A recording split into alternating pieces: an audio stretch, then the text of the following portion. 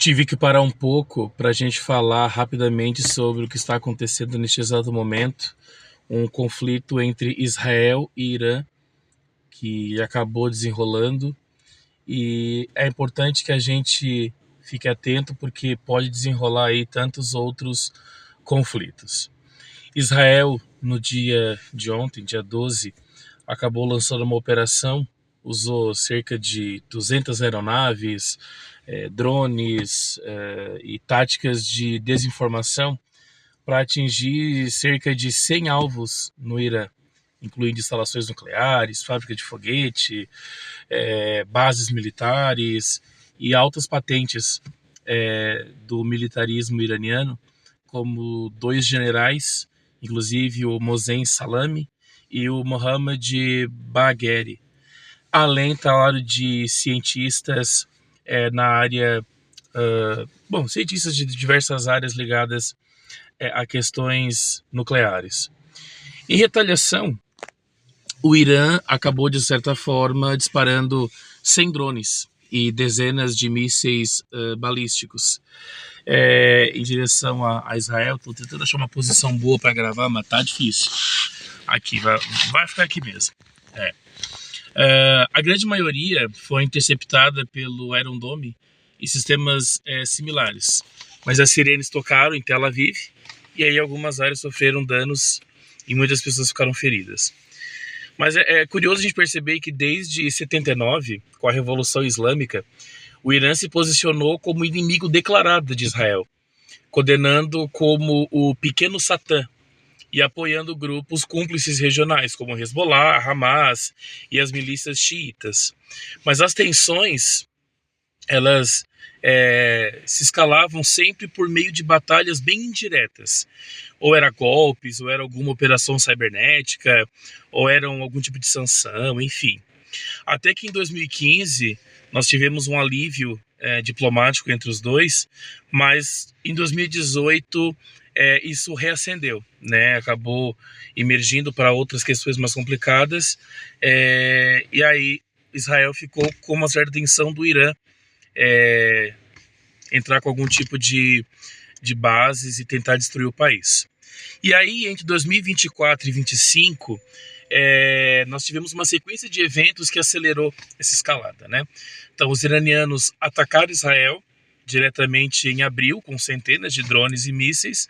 Israel responde com ataques secretos, incluindo em solo iraniano e sírio, e acabou culminando como hoje esse conflito aberto extremamente complexo. Aí, nós temos que entender também algumas diferenças estratégicas entre o Irã e Israel. Então, a gente tem que pensar que nós temos, primeiro, o Irã com um forte desenvolvimento de mísseis nucleares, drones e tudo mais. É um país que apoia financeiramente o Hezbollah, por exemplo, né? Até para manter influência estratégica no território. E o regime iraniano, ele equilibra o desejo de revanche com temores sobre instabilidade interna e também muitas sanções. Já Israel, por outro lado, ele é um Estado democrático com tecnologia militar de ponta, né? Então você tem lá o Iron Dome, você tem o David Sling e a Força Aérea Moderna. Eles têm ali, alguns dizem, né, uma suposta capacidade nuclear que nunca foi declarada, mas dizem que tem, que é usada aí para ameaçar. Tem uma rede de alianças globais com os Estados Unidos, com os países do Golfo, principalmente após os acordos de Abraão, né, que foi se fortalecendo também nos últimos anos, principalmente depois desse conflito com Hamas, né? Então nós tivemos ali uma grande ruptura de limites, que a gente chama de limites clássicos, né? Então o confronto deixou de ser indireto e passou a ser um confronto direto, porque agora nós temos uma ação mais prática, mais clara do que se quer, né?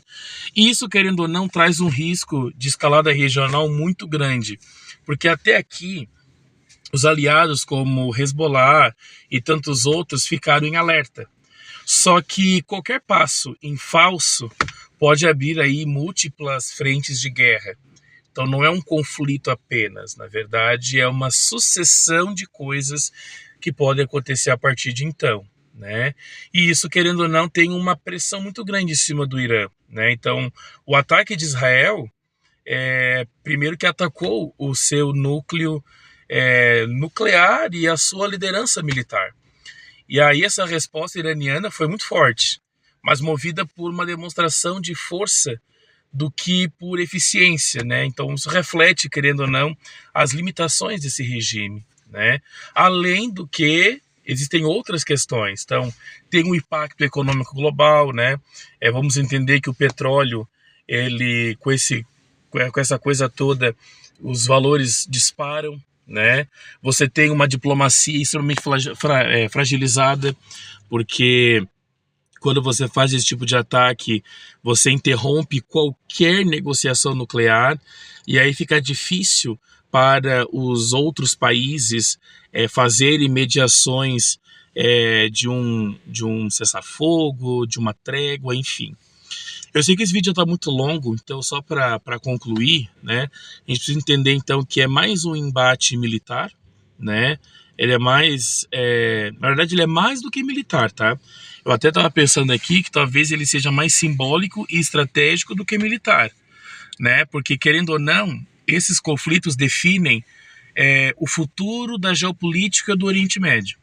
Porque imagina, né? De um lado você tem o Irã motivado por vingança, né? Do outro você tem Israel, que vem usando desse conflito estrategicamente para neutralizar uma ameaça existencial, né? E o resultado de tudo isso vai depender dos próximos passos. Se Israel vai intensificar os ataques e se o Irã vai acelerar o seu processo nuclear e mobilizar todo o país a se colocar como inimigo mortal do Estado de Israel, tá? Os Estados Unidos já está se manifestando, obviamente, a favor de Israel. Provavelmente a Rússia daqui a pouco se posicionará a favor também do Irã.